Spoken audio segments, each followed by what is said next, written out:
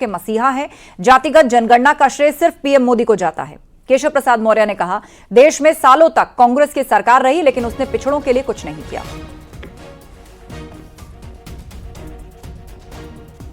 Credit किसको जाएगा, क्योंकि विपक्षी दलों ने क्रेडिट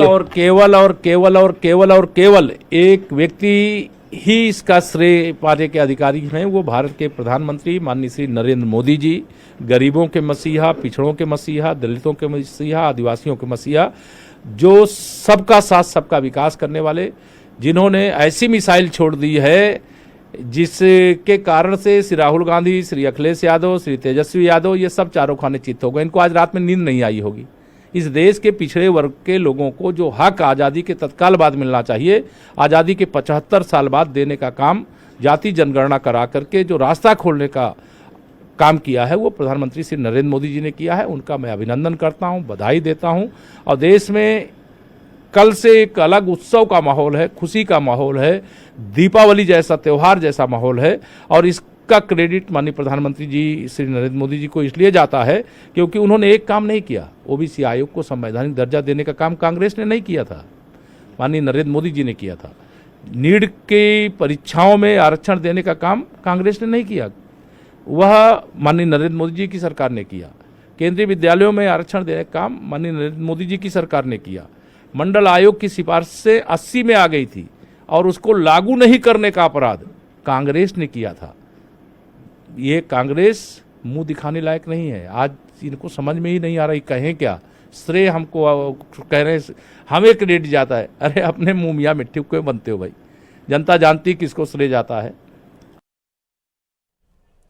बीजेपी एससी मोर्चा के राष्ट्रीय महामंत्री डॉक्टर भोला सिंह ने जातीय जनगणना को लेकर राहुल अखिलेश पर तीखा हमला बोला और कहा कि अब अगर राहुल और कांग्रेस के दबाव में सरकार फैसला करती है तो क्या पहले उनका दबाव नहीं चलता था? वो सरकार किसके दबाव में काम करती थी? ये मोदी सरकार है जो दबाव में नहीं, जनहित और देशहित में फैसला लेती है। विपक्षी दल कुछ भी सोचे, पहले तो अब ये मान लें कि कोई भी सरकार किसी के दबाव में काम नहीं करती। और दूसरा मैं ये पूछना चाहता हूँ कि अगर उनका ऐसा सोचना है कि भारतीय जनता पार्टी की सरकार उनके दबाव में काम कर रही है, तो लंबे समय हमारे देश में आज़ादी से लेके 2014 तक कांग्रेस और यूपी ने शासन किया। राहुल गांधी जी राजी हो रहे हैं, उनके पिताजी भी प्रधानमंत्री थे, उनकी दादी भी प्रधानमंत्री थी, नेहरू जी प्रधानमंत्री थे, मनमोहन जी प्रधानमंत्री रहे, सोनिया जी ने रिमोट से उनको चलाया। तो क्या उन पर दबाव नहीं था इनका? अखिलेश जी बार बार खुश हो रहे हैं कि पीडीए की जीत है।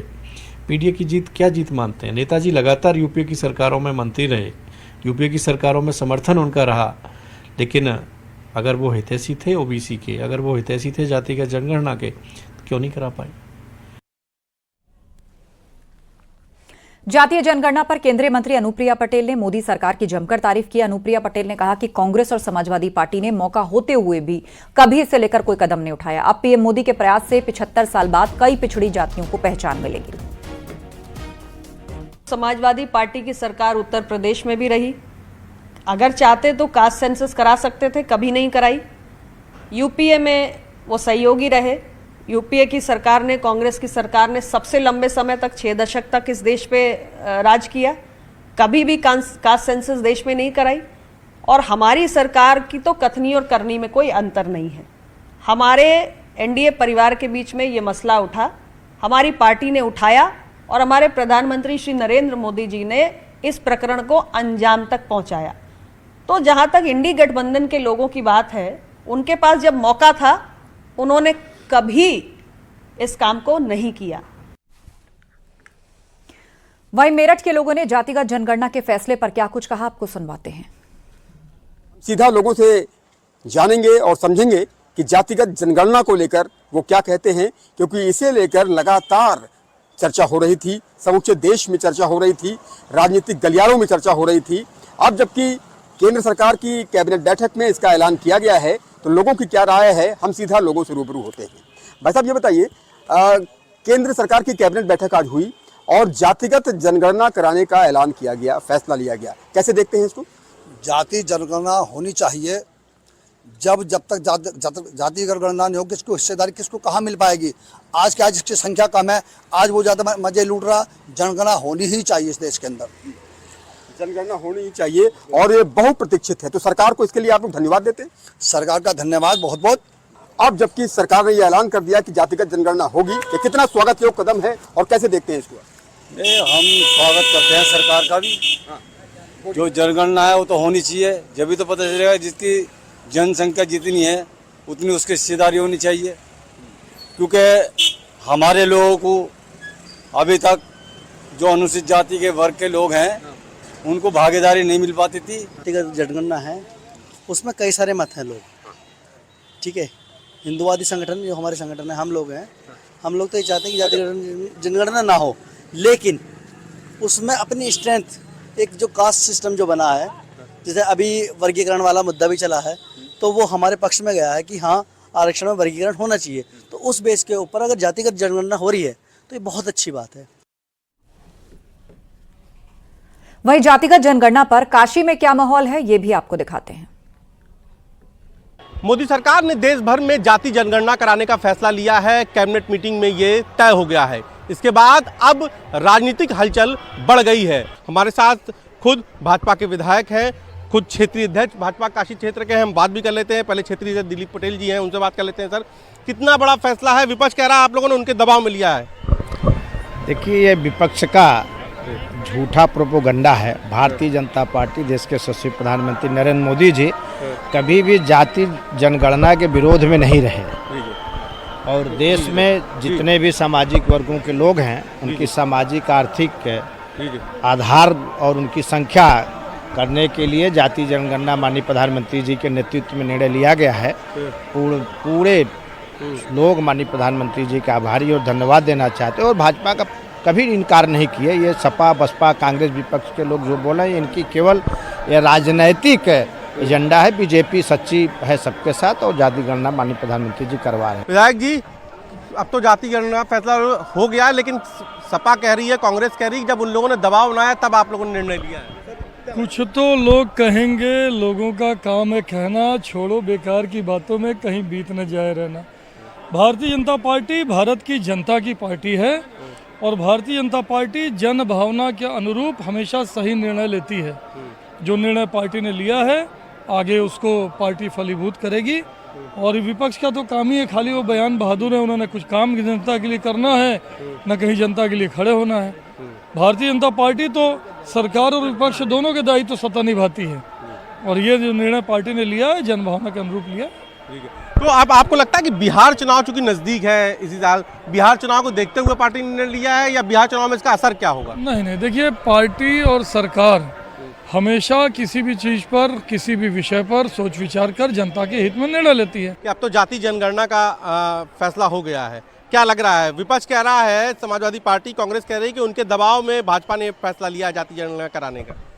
अब जब विधायक जी ने कह दिया तो उनकी बात को अंतिम वाक्य मानिए। अब उसके आगे जी, फिर भी आप लगता है कि जाति जनगणना का असर पड़ेगा, बिहार के चुनाव में पड़ेगा? देखिए, राजनीतिक प्रक्रिया है, और इसमें ये सब जाति गणना की बहुत दिन से मांग हो रही थी। सरकार ने उसको स्वीकार कर लिया, तो उसके पहले ना स्वीकार करने के भी पीछे कुछ वैलिड रीजन रहे होंगे, और स्वीकार करने के पीछे वैलिड रीजन से होंगे। जाति जनगणना फैसला हो गया है, लेकिन बार बार यही बात हो रही है कि विपक्ष के दबाव में, विपक्ष कह रहा है हमारे दबाव में अब आप लोगों को लेना पड़ा।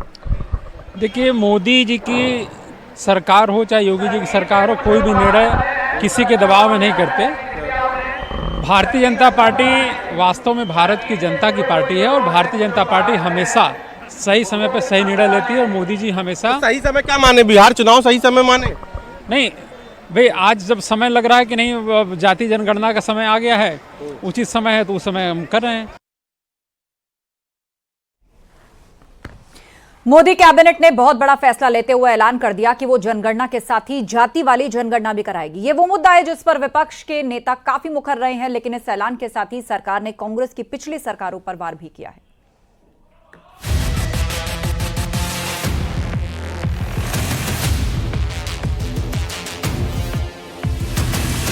मोदी सरकार ने एक और ऐतिहासिक फैसले पर मोहर लगा दी है। पहलगाम हमले के बाद हुई पहली कैबिनेट बैठक में सरकार ने बहुत बड़ा फैसला लेते हुए ऐलान कर दिया है कि वो जनगणना के साथ ही जाति वाली जनगणना भी करवाएगी।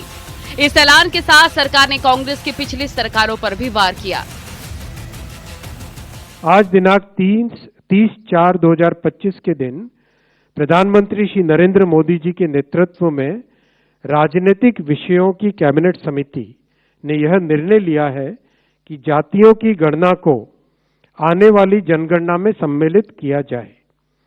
यह इस बात को दर्शाता है कि वर्तमान सरकार देश और समाज के सर्वांगीण हितों और मूल्यों के लिए प्रतिबद्ध है। कांग्रेस की सरकारों ने आज तक जाति जनगणना का विरोध किया है। आजादी की बाद की सभी जनगणनाओं में जातियों की जनगणना नहीं की गई। 1947 के बाद से अगर देखें, जातिगत जनगणना के फैसले को केंद्रीय मंत्री अमित शाह ने भी ऐतिहासिक करार दिया।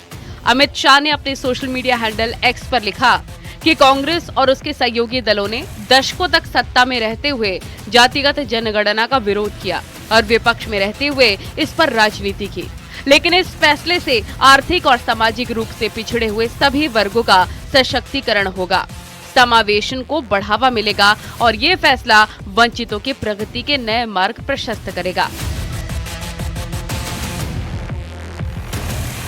जातिगत जनगणना का फैसला लेकर क्या मोदी सरकार ने विपक्ष का एजेंडा फेल कर दिया है? सवाल ये भी कि क्या मोदी सरकार के फैसले के बाद जाति वाली सियासत का अंत हो जाएगा या फिर जाति पर सियासी घमासान अभी और परवान चढ़ेगा? Bureau report, news 18।